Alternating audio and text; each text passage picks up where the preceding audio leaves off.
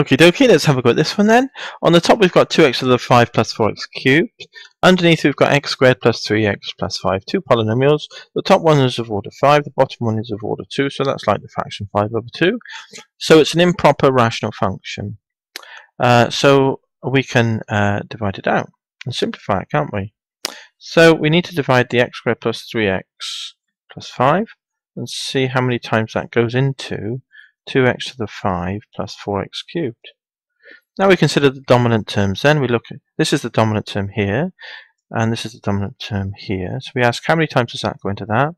So if I were to just think about that, how many times does this go into that? Well, that would cancel, leave with 3. So I'd have 2x cubed, wouldn't we? So we've got that. So let's just double check, let's times it through these three terms and see if we do get what we want. So 2x cubed times x squared will give us 2x to the 5, and then 2x cubed times 3x will be 6x to the 4, yeah? And then 2x cubed times the last term, 5, is going to be 10x cubed, isn't it? So take them away, that disappears, which is what we wanted. Power 4's, none there, minus 6, x to the 4. Cubes, we got 4 take 10, which is minus 6x cubed. There we are, there's nothing else left to take into account. So we've got this. This is still top heavy, isn't it? Because it's bigger than 2. Power 4 is bigger than 2, so let's carry on. How many times does x squared go into 6x to the 4? Looking at the lead term in both of those, well, it would be 6x squared with a minus, wouldn't it? Minus 6x squared. Let's just check that. Minus 6x squared, times it through, then we get minus 6x to the 4. Yep, that's fine. Minus 6x squared times plus 3 is minus 18x cubed. And then minus 6x squared times 5 plus is a minus 6 5s are 30x squared. Okay, do the minus then. This take minus that. Double minus is a plus, so those two cancel, which is what we wanted. Minus 6 take away minus 18 is minus 6 plus 18x cubed, which is 12x cubed.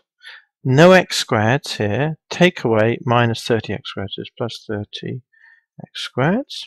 Great. The cube is still bigger than the square, so we need to carry on. Let me just get rid of that stuff there now, just that we were talking about, just thinking about.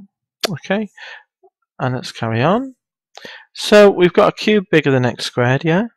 So we need to proceed. So the question we need to ask ourselves is how many times does x squared go into 12x cubed? Well, it would be 12x, wouldn't it? Plus 12x. Okay, so let's just check that then. Alright, and we'll have a go. So 12x was our guess. Let's double check because we're going to times it through all these three terms. 12x times x squared is 12x cubed. Yep, that's fine. 12x times that is 36x squared. And then lastly we've got 12x times 5 is 60x. Yeah? Do the subtraction then. That take that is goes. 30x squared, take away 36x squared will be minus 6x squared. And then what have we got here? Nothing. Take away 60x is just minus 60x. There we go. Still x squared, and that's a squared. 2 over 2 is still improper, so we need to proceed. So we need to find out how many times does x squared go into minus 6x squared, and we think it's going to be minus 6, don't we? Minus 6 is what we think. Minus 6 times that is minus 6x squared. Minus 6 times that is minus 18x. And minus 6 times plus 5 is minus 30. Okay, now do the subtraction. Minus 6 minus minus 6x squared, those two cancel, right? Minus 60x, two minuses, make a plus, so it would be 42, wouldn't it? Minus 42. X, and then we've got no constants here. Take away minus 30 is plus 30. There we go. That's of order 1 now. We just get rid of that bit there. Let's get rid of that, tidy it up. There's the remainder now, and that's of order 1. This original thing that we were finding how many times it went into is of order 2. So that's a proper fraction, isn't it? So now we can write our answer then over here. So y equals, what have we got? Well, we've got what we've got up here, so let's write that down. 2x cubed minus 6x plus 12x minus 6, yeah? And then we've got plus our remainder, plus the remainder minus 42x plus 30 over what was underneath, which is the x squared, plus 3x plus 5. Sorry about the mess here. I'm trying to put it all on one page for you so you can see it. So that's the answer then. You just get rid of that big negative, move it over. Yeah, and put that there now. Okay, that's for all three, mind. Yeah, and so was the one that followed here. Okay, good. That's it then. That's number 11 done.